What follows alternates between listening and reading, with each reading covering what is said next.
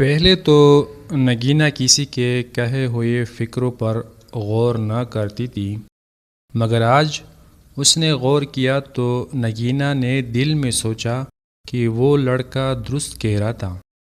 نہ جانے کون تھا، کدھر سے آیا تھا۔ سلسلہ کچھ دن یوں ہی چلتا رہا۔ نگینہ بھی اس بات کو بولتی جا رہی تھی۔ نگینہ کو کتابوں میں بہت دلچسپی تھی۔ نگینہ کالج کے قریب ایک پرائیویٹ لائبریری سے کتابیں لیا کرتی تھی اور پڑھ کر واپس کر دیا کرتی تھی۔ آج بھی نگینہ کتاب لینے آئی۔ کتاب ڈھونڈتے ہوئے اس کی نظر ایک شخص پر پڑی۔ وہ وہی شخص تھا جو بس سٹاپ پہ ملا کرتا تھا۔ نگینہ نے ارشد کو دیکھ لیا تھا۔ ارشد بھی کتابیں تلاش کرنے میں لگا ہوا تھا۔ اب نگینہ کے پاس موقع تھا کہ ارشد سے بات کر لے۔ اسی غرض سے نگینہ ارشد کے سامنے اسی امید سے جا کھڑی ہوئی کہ وہ اسے بلائے۔ نگینہ اپنا بھی برہم رکھنا چاہتی تھی۔ ارشد کی نظر نگینہ پر پڑی۔ ارشد چپ ہو گیا اور باہر کی طرف چل دیا۔ اسی اثناء پر نگینہ نے بھی کتابیں لی اور باہر چلی گئی۔ ارشد شاید نگینہ کا ہی انتظار کر رہا تھا۔ وہ دونوں سڑک پر ایک دوسرے کو دیکھتے اور نظر چرا لیتے۔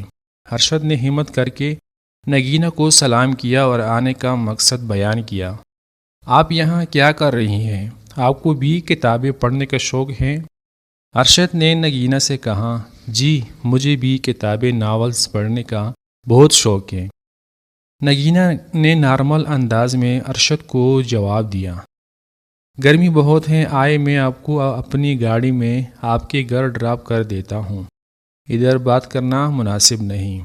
ارشد نے اپنی گاڑی کی طرف اشارہ کرتے ہوئے نگینہ کو مخاطب کیا، نہیں میں چلی جاؤں گی۔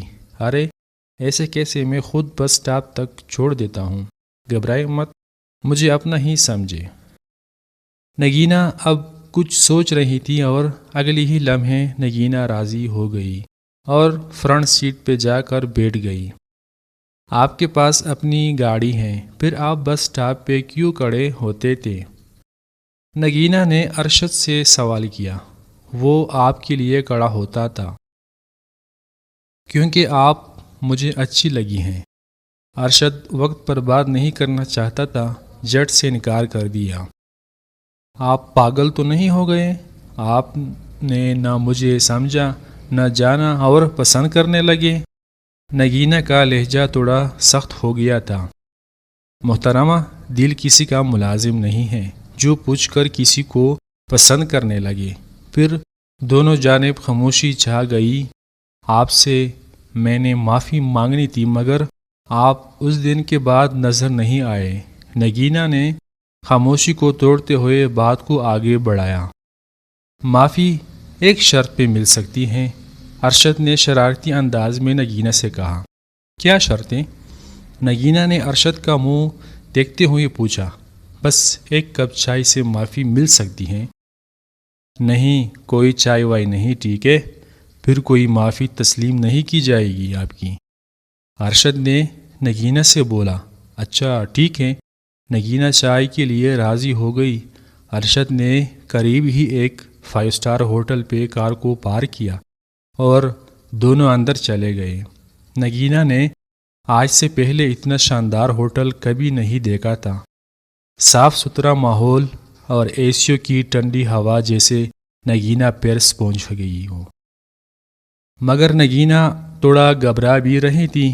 پہلی بار کسی اجنبی کے ساتھ آئی اور یہ بھی ڈر تھا کہ کوئی اسے دیکھ نہ لے۔ لیکن نگینہ کو خیال آیا کہ اس کے خاندان والے اس ہوٹل کے پاس سے بھی نہیں گزرتے۔ آپ مجھے بہت پسند ہو، مجھ سے شادی کرو گی؟ ارشد نے بیٹھے ہوئے چائے کا آرڈر بھی کیا اور ساتھ ہی اپنی بات بھی کہہ دی۔ مسٹر، کیا بات کر رہے ہیں آپ؟ میں اور لڑکی کی طرح نہیں ہوں کہ جان پہچان ہوئی نہیں اور آگے لائن مارنے۔ ارے نہیں محترمہ، لائن جنہیں ماری جاتی ہیں انہیں میں اتنی عزت نہیں دیتا۔ نگینہ آپ جیسی نیک لڑکی میں نے کبھی نہیں دیکھی، آپ کو میرا نام کیسے پتہ چلا؟ نگینہ نے حیران ہوتے ہوئے ارشد سے پوچھا۔ ان خوبصورت ہاتھوں میں آپ نے اپنا پیارا سا نام لکھا ہوا ہے۔ ویسے میرا نام ارشد ہے اور میرا اپنا بزنس ہے۔ نگینہ ہاتھ میں چائے پکڑتے ہوئے ارشد کو سن رہی تھی، گھر کا بھی سوچ رہی تھی کہ دیر ہو رہی ہے۔ آپ بہت کم بولتی ہیں۔ ارشد کی دلی خواہش پوری ہو گئی۔ نگینہ نے اپنا نقاب اتار لیا تھا۔ خدا کی شان! ارشد کی منہ سے یک دم سے خداوند کریم کی تعریف سننے کو ملی۔ کیا ہوا؟ نگینہ نے ارشد سے جواب طلب کیا۔ کچھ نہیں ہوا، اللہ پاک کی شان بیان کی ہے کہ آپ میری سوچ سے زیادہ خوبصورت ہیں۔ لڑکی کو اس کی تعریف سب لفظوں میں سب سے اچھی لگتی ہیں۔ مجھے اب چلنا چاہیے۔ نگینہ نے ارشد کی بات کو انسنا کر کے کرسی سے اٹھ کھڑی ہوئی۔ ارشد بھی نگینہ کے ساتھ چل پڑا۔ ارشد بات کو بڑھانا چاہتا تھا اور نگینہ بھی کچھ ایسا ہی چاہتی تھی، مگر شرم و حیا کا فکر بنی بیٹی تھی۔ اسے ارشد پہلی نظر میں ہی پسند آ گیا تھا، لیکن وہ اپنی زبان سے اظہار نہ کرنا چاہتی تھی۔